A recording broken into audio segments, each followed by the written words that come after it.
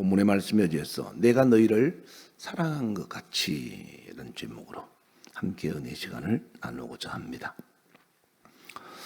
성경은 많은 단어들이 있지만 그 중에서 하나님이라는 단어, 그리고 사탄, 곧 마귀라는 단어와 천국과 지옥, 그리고 사랑과 생명과 저주에 대한 단어들이 많이 있죠. 그 중에서 가장 많이 있는 단어가 바로 사랑이라는 단어입니다. 하나님에 대한 사랑에 대한 이야기가 성경에 전반적으로 이루고 있죠. 특히 마태복음 22장 37절과 38절에 보시면 하나님이 우리에게 말씀하시는 첫 번째 계명이 마음을 다하고 목숨을 다하고 뜻을 다해서 하나님을 사랑하라. 이것이 첫째 되는 계명이요. 우리가 지켜야 될 가장 첫 번째가 바로 하나님을 사랑하라는 겁니다. 하나님을 사랑하면 주의를 거룩하게 지킬 수 있고, 하나님을 사랑하면 하나님의 사랑 때문에 우리의 삶이 달라질 수가 있다라는 거죠. 그리고 오늘 본문 요한복음 13장 34절에 보시면 제자들에게 예수님이 가시기 전에 말씀하시기를 내가 너희를 사랑한 같이 너희도 사랑하라. 또 에베소서 5장 25절에는 남편과 아내에 대한 사랑을 이야기하고 있고, 에베소서 6장 4절에는 하나님의 말씀으로 자녀들을 잘 가르치는 사랑에 대한 이야기를 기록하고 있습니다. 예수님의 제자 사도 요한은 밤모섬에 유배되어서 노년에 이르기까지 거기서 있다가 유배에서 풀려나서 에베소로 가서 예수님이 하나님의 아들이요 하나님이라는 사실을 요한복음에 기록하였고, 또한 요한 1서를 통해서 하나님께서 우리에게 말씀하시는 가장 중요한 단어가 사랑이다. 그래서 너희도 서로 사랑해야 된다. 사랑하면 하나님이 너희 안에 거하시고, 사랑하지 않으면 하나님이 함께하지 않는다. 하나님은 우리와 함께 하시기를 우리 모두가 다 소망하고 기다리고 또 그렇게 간구하죠. 그러려면 내가 하나님이 내 안에 거하실 수 있는 밭을 만들어라 이 말. 그것이 바로 사랑이다라는 거죠.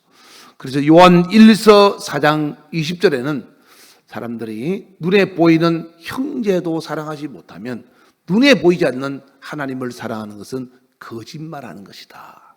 이렇게까지 표현하고 있습니다. 우리가 고린도전서를 금요일마다 강해를 하고 있죠. 고린도서 8장에 보면 하나님 앞에서 우리가 알고 있는 지식이 있고, 또 내가 남들보다 많은 것을 가지고 있다 하더라도 사랑이 없으면 그것은 오히려 그 사람을 교만하게 만드는 것이요, 하나님 앞에서 그 모든 것은 아무 소용이 없다.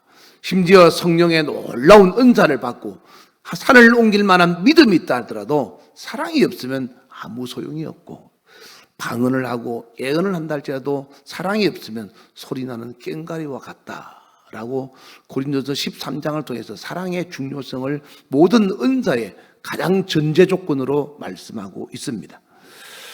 그런데 문제는 마태복음 24장 12절에 보시면 이 사랑이 마지막 때가 되면 점점 식어가고 있다라는 거죠. 여러분들은 어떻습니까? 여러분 안에 하나님이 말씀하시는 이 사랑이 있다고 생각하십니까? 교회 다니면서 그냥 예수 내가 구원주로 믿는다고 하면서 하나님의 말씀과 상관없는 삶을 산다면 성경은 호세아서를 통해서 그 사람은 하나님을 떠난 사람이다 라고 말합니다. 우리는 하나님의 말씀이 내 안에서 내 삶을 통하여 나타날 때 그것이 바로 그리스도인이라고 성경은 말씀하고 있는 거죠. 그렇다면 여러분들이 하나님 앞에서 어떤 사랑을 갖고 있는지 한번 생각해 보시기 바랍니다.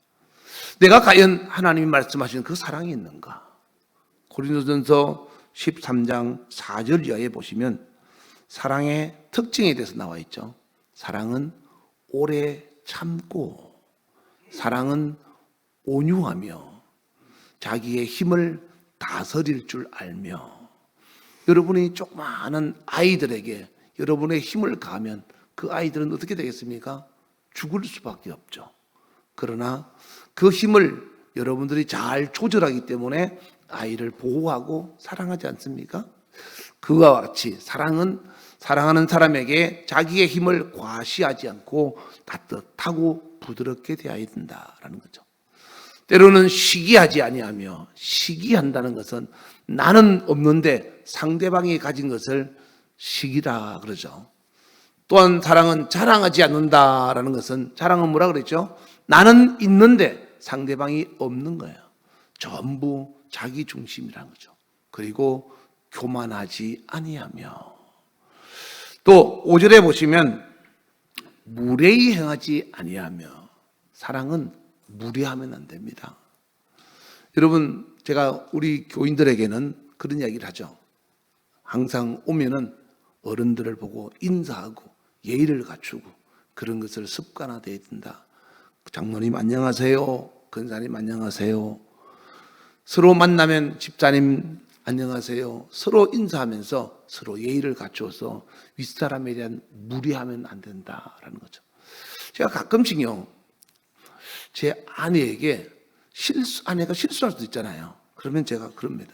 아니, 그 사람이 그것도 몰라서 그렇게 이렇게 해놓고 난 다음에 혼자 생각하는 거예요. 내가 또 실수했네. 차라리 그렇게 말하지 말고, 여보, 그것보다는 이렇게 하는 게 더 좋지 않겠어? 이렇게 하는 게 더 좋을 것 같아. 이렇게 부드럽게 말해야 되는데, 아니, 그냥 내가 생각 없이 그냥 상대를 무시하고 무례하게 그렇게 말할 때가 있어요. 내가 사고 난 다음에, 아차, 실수했구나 생각이 들어서 그 다음번에는 다시 또 미안한 마음으로 부드럽게 할 때가 있습니다. 여러분은 여러분 주변에 있는 사람한테, 또 여러분이 사랑하는 사람한테 이렇게 무례할 때가 있다면 우리는 아직 내 안에 온전한 하나님의 사랑을 가지고 있지 않는 겁니다. 사랑은 무례하게 행하지 않는다. 여러분, 나이가 들어갈수록 점점 어린아이 같이 변해가죠. 또 젊은 사람들은 더 많은 지식을 갖고 지혜를 가지고 있습니다. 제가 모르는 거 있으면 항상 제 딸이나 아들한테 물어봅니다. 그런데 만약에 물어볼 때마다, 아니 아빠는 이것도 몰라, 이렇게 말한다면 제가 어떻겠습니까? 얼마나 섭섭하게, 차라리 안 물어볼 걸 그러지 않겠냐 이 말이에요. 교회에서 우리 근사님들이, 또 나이 든 어른이 실수할 수도 있겠죠. 그러면 아래 사람들은 따뜻하고 온유하게, 근사님 그렇게 하는 것보다 이렇게 하는 게 제 생각에는 더 좋을 것 같은데 근사님의 생각은 어떠세요? 하면서 존중하는 마음으로 표현하고 말할 수 있는 예의와 있고, 무례하지 말아야 된다 이 말이에요. 무례하지 않는 자가 하나님의 사랑을 내 안에 품고 있는 자입니다. 또 자기의 유익을 구하지 아니하며 성내지 않고 악한 것을 생각하지 않는 것이 바로 사랑이다. 6절에 보시면 불의를 기뻐하지 아니하며 진리와 함께 기뻐하고, 제가 가끔씩 차를 타고 다니면서 아내와 같이 다니잖아요. 가끔씩 이제 보면 상대방이 잘못해서 내 앞에 확 끼어들거나 또 실수할 때가 있습니다. 그럼 이제 우리는 운전하는 사람에서 빵 하고 차를 그락처럼 물리죠. 그리고 쉥 하고 지나가기도 하고, 그러면 제 아내가 옆에서 그럽니다. 아니 그러지 마요. 저 사람도 뭐 그렇게 하고 싶어 그랬겠어? 바쁘니까 그랬겠지. 당신은 목사님이잖아. 목사님이니까 더 이해하고 배려할 수 있어야지. 그리고 그럼 내가 뭐라 하겠습니까? 아니 내가 잘못한 게 아니고 저 사람이 잘못했잖아 라고 하지만, 그렇지만 저 사람이 실수해도 당신은 그러지 말았으면 좋겠다라고 이야기해. 그럼 제가 이야기를 가만히 듣고 있으면서, 그렇지, 내가 옳다 할지라도 내가 그렇게 하지 말아야 되는데 내가 아내의 말을 무시했네 생각이 들 때가 있어요. 여러분들 살아가면서 여러분이 볼 때 여러분 주변에 있는 사람들이 행여 불의가 아니라 할지라도, 그 사람이 옳다 하는 것을 할지라도 하나님 앞에서 사랑 없이 행동한다면, 지식으로만 행한다면 그것을 따뜻하게 보듬어 줄 줄 알고 이해할 수 있는 그런 마음들을 가지시기를 주의 이름으로 축원합니다. 진리와 함께 기뻐하고, 그리고 7절에는 우리가 꼭 마음에 새겨야 될 게 있습니다. 우리가 해야 될 것, 그리고 내 스스로가 지켜야 될 것, 모든 것을 어떻게 하라고요? 참으며. 사랑은 참을 줄 알아야 되고, 사랑은 믿고 기다릴 줄 알아야 되고 그 모든 것을 참고 견딜 줄 알아야 된다. 이것이 사랑의 특징이다. 내가 사랑에 있는가 없는가는 이 사랑의 특징이 여러분을 통해서 세상에 나타나고 있는가 아닌가를 잘 돌아보시면 됩니다. 오늘 본문 요한복음 13장 34절 다시 한번 볼까요? 다 같이 시작. 새 계명을 너희에게 주노니 서로 사랑하라.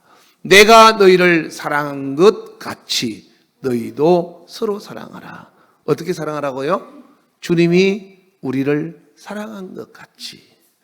예수님께서 사랑에 대한 본을 보이시고 그 사랑을 나처럼 너도 해라 라고 하는 거죠. 예수님이 어떻게 우리에게 사랑의 본을 보이셨죠?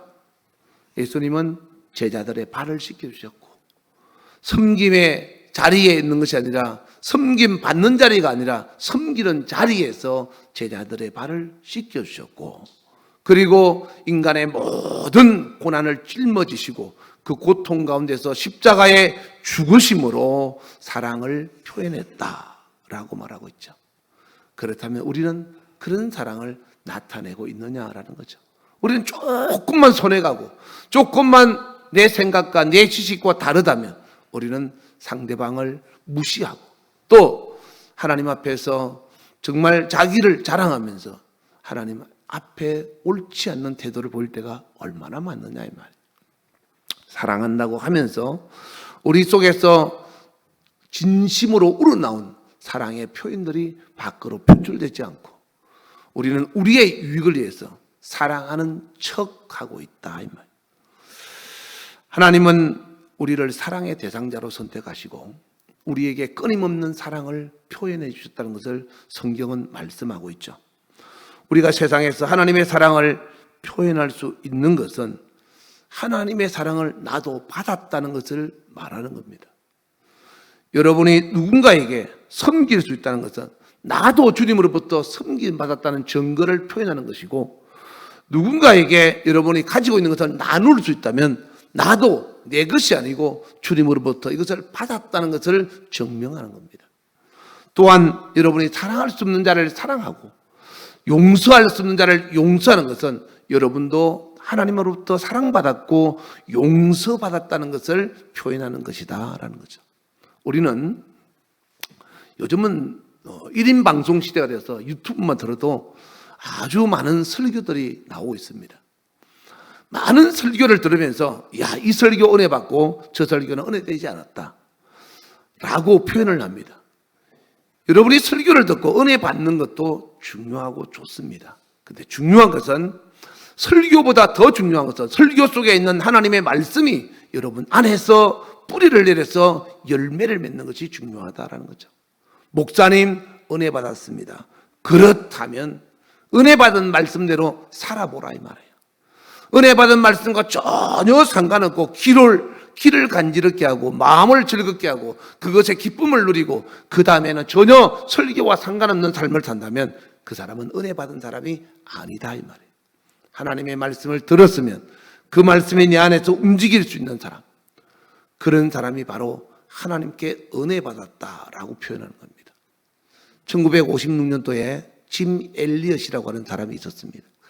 이 사람은 명문대학 히튼 대학을 졸업하고 친구들 5명과 더불어서 남미 에콰도르에 선교를 떠났다고 합니다. 근데 선교 떠난 지 5일 만에 그들은 목숨을 잃었습니다.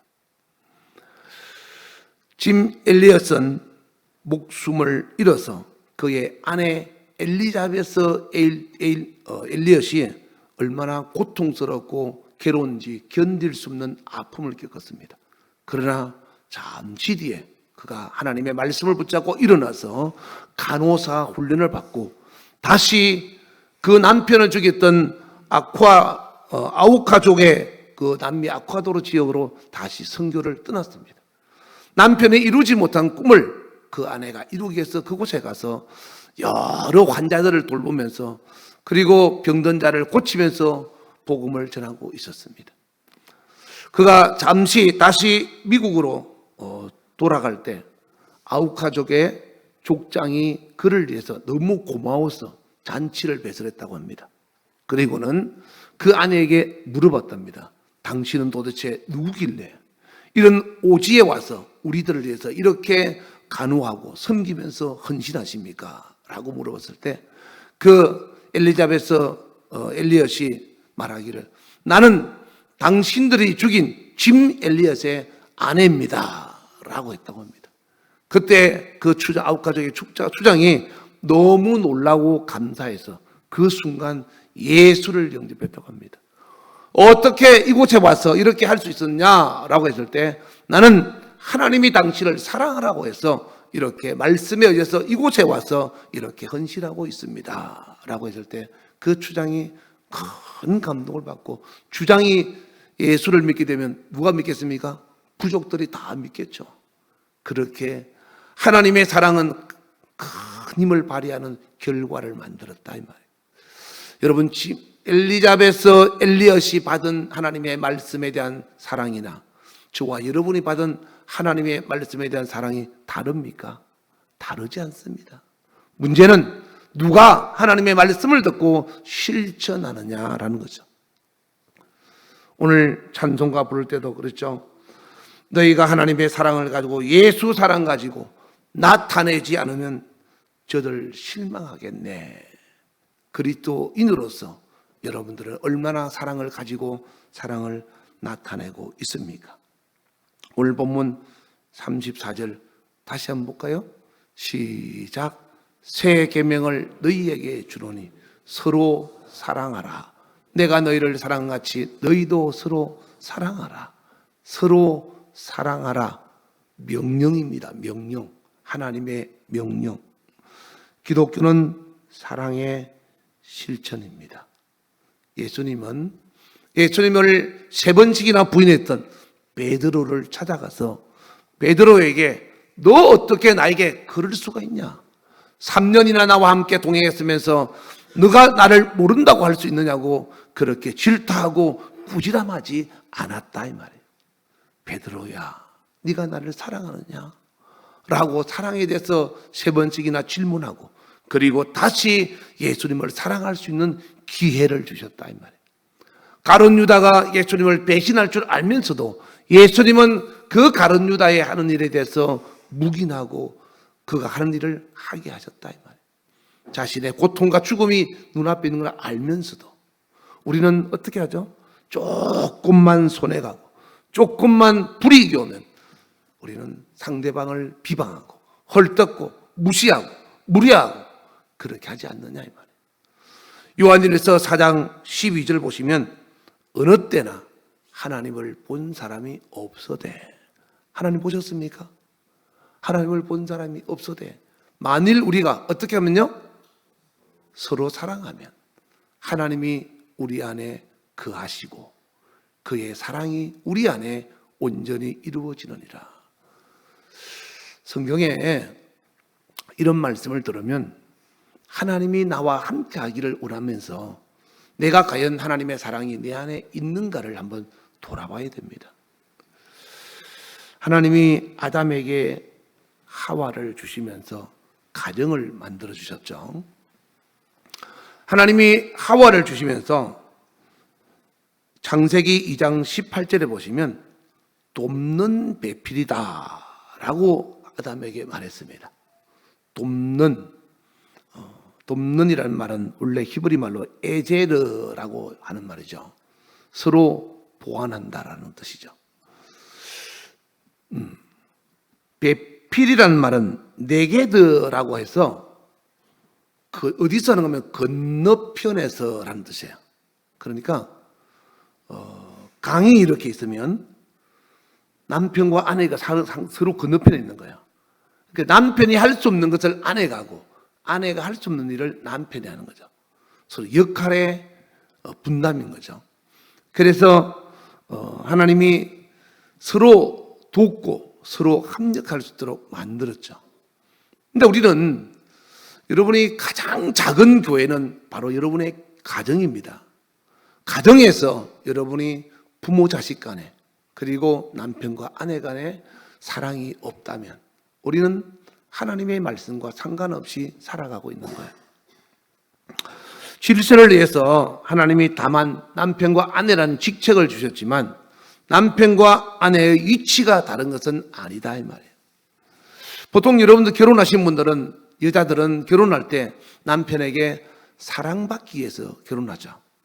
사랑해 주는 사람, 돈이 많은 사람, 명예가 있는 사람이 아니라 나를 사랑해 준다는 사실 때문에 결혼할 때가 더 많습니다. 우리 청년들 보고도 그럽니다. 무엇보다도 너를 일평생 정말 가슴으로 사랑해 줄 수 있는 사람을 남편으로 맞이하는 것이 좋겠다, 그런 이야기를 하죠. 또 우리 남자들은, 청년들은 아내를 내 평생 사랑해 줄 수 있는 사람으로 선택해야 된다라고 하죠.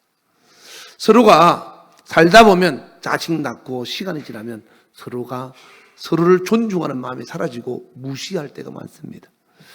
저도 이제 결혼 생활을 오래 했죠. 살아가면서 제 아내를 보면서 생각합니다. 제가 제 책상 앞에 옛날 결혼하기 전에 처녀 총각 때 찍은 사진이 있습니다. 사진을 보면서 그런 생각을 합니다. 내가 이때처럼 지금도 사랑하고 있나 생각하면서 내가 세상 살면서 나이 들어서 사랑이 변하지 않았나 이런 생각을 할 때가 있습니다. 물론 옛날처럼 여보 사랑해 그러면서 막 그렇게는 하지 못하겠죠. 그렇게는 하지 않더라도 사랑에 대한 표현은 여전히 소중히 여기고 존중하고 정말 잘 보호할 수 있는 사람이 되야 되는데 내가 무리할 때가 너무 많고 내가 무시할 때가 많구나 생각을 하면서 내가 내 아내를 아껴주지 않으면 누가 내 아내를 아껴주겠냐 이 말이에요. 내가 내 남편을 존중하지 않으면 누가 내 남편을 존중하겠냐면 남자들은 밖에 나가면 무시당하고 그리고 무례함을 당하고 얼마나 돈을 벌기 위해서 남들 앞에 괄시를 당하고 있는지 모릅니다. 그런 남편을, 내가 내 남편을 존중하고 내가 내 아내를 사랑하고 무례하지 않는 것이 바로 성경 말씀을 이루고 하나님이 우리 가정에 거하는 첫 번째 기름에도 불구하고 우리는 가정에서조차도 그렇게 하지 못합니다. 교회 와서 예배는 잘 드리면서 예배 드리고 돌아가서는 말씀과 전혀 상관없는 삶을 산다면 그 사람은 그리스도인이 아닌 겁니다. 눈으로 보는 것 같아도 그 보는 삶이 하나님 앞에서 기록되어진다는 것을 알아야 합니다. 마태복음 19장 5절에 보면 내 아내와 내 남편은 서로 둘이 아니고 하나라고 했습니다. 그런데 우리는 하나가 아니라 둘로 셋으로 나눌 때가 너무 많죠. 예전에 제가요, 제 아내를 보면서 제가 밖에 나가서 열심히 일하고 정말 힘들게 하고 집이 엉망으로 돼 있을 때가 있죠. 가끔씩 안 치울 때가 있잖아요. 그러면 아니 집에서 도대체 뭐 하길래 이런 걸 안 치웠어? 이런 때가 있었습니다. 그러면 또 이제 나도 아내가 뭐 집에서 가만히 있습니까? 할 일이 얼마나 많습니까? 하다 보면 다 못한 것도 있죠.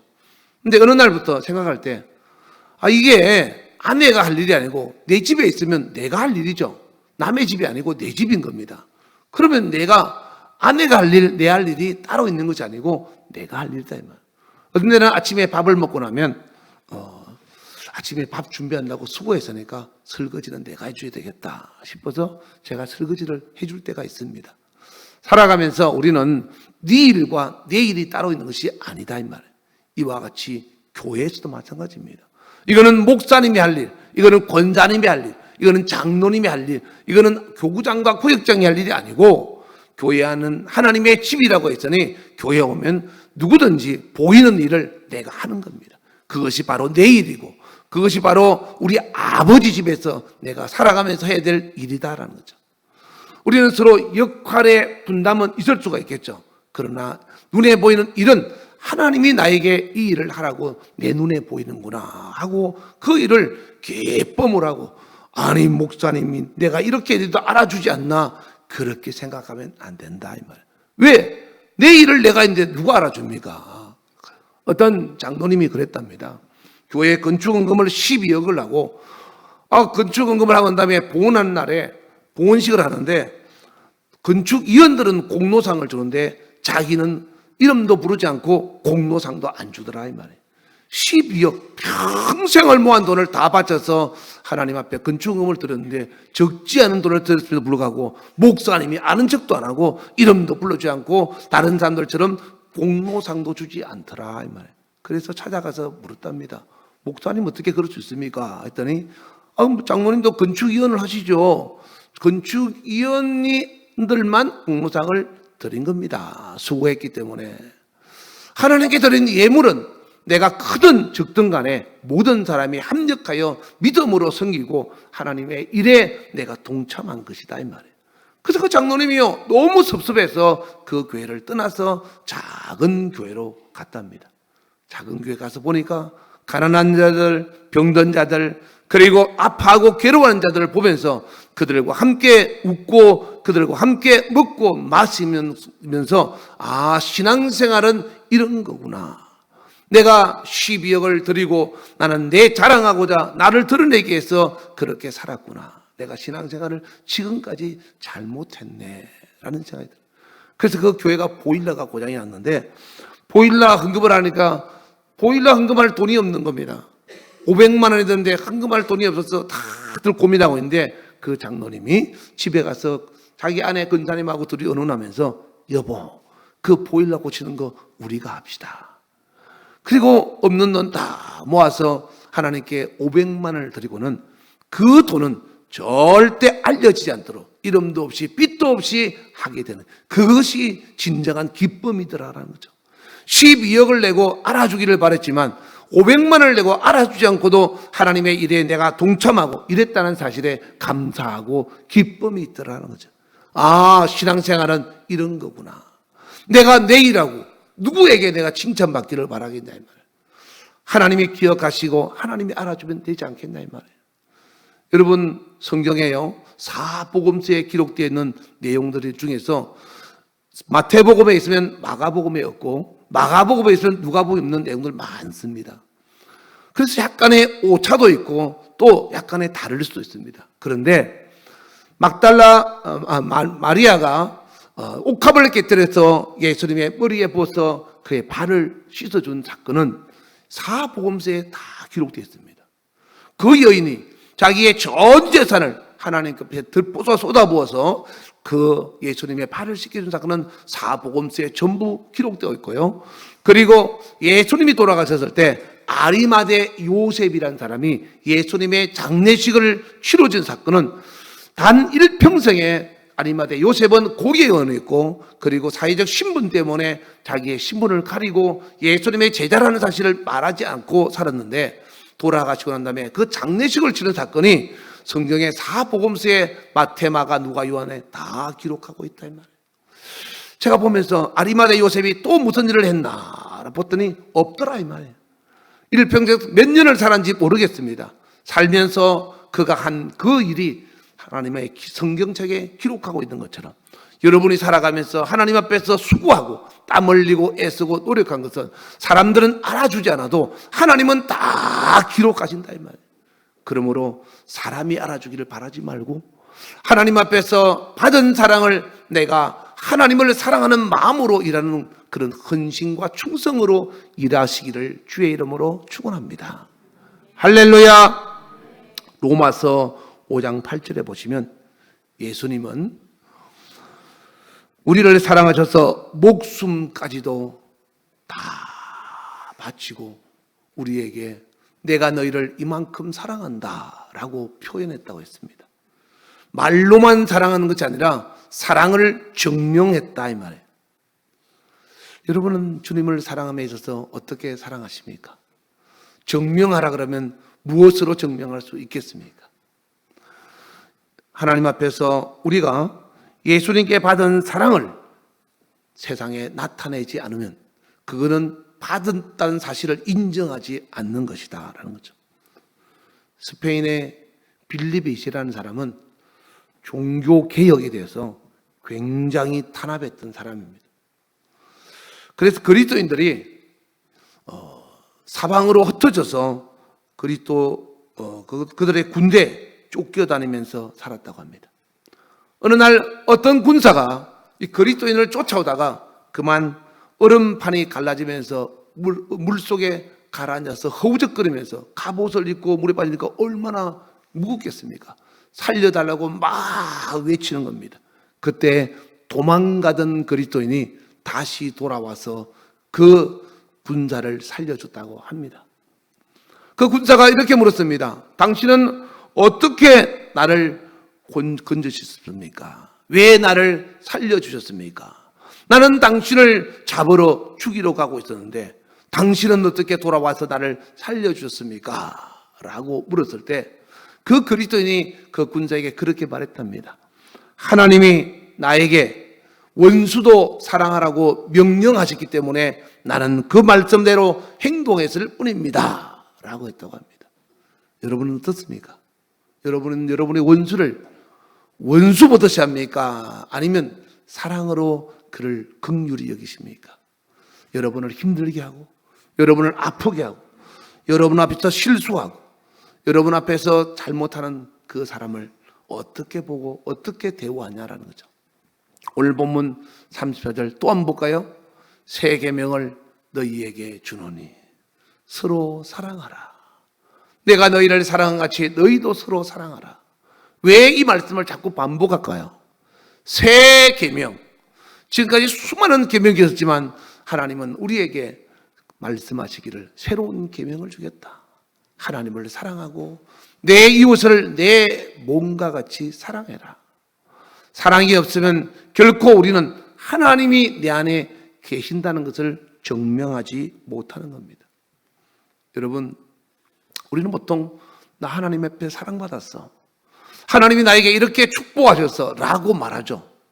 그런데 그 사랑을 표현하지 않고 흘러가도록 내 속에서 하지 않으면 우리는 결국 그 사랑이 어떻게 되는가 하면 내 안에서 교만과 자만으로 바뀝니다. 다시 말해서 물이 고이면 썩듯이 하나님의 사랑이 내 안에 고여 있으면 교만과 자만으로 바뀐다. 나 이래도 하나님께 이렇게 사랑받았어. 나 이래도 하나님께 복받은 사람이야.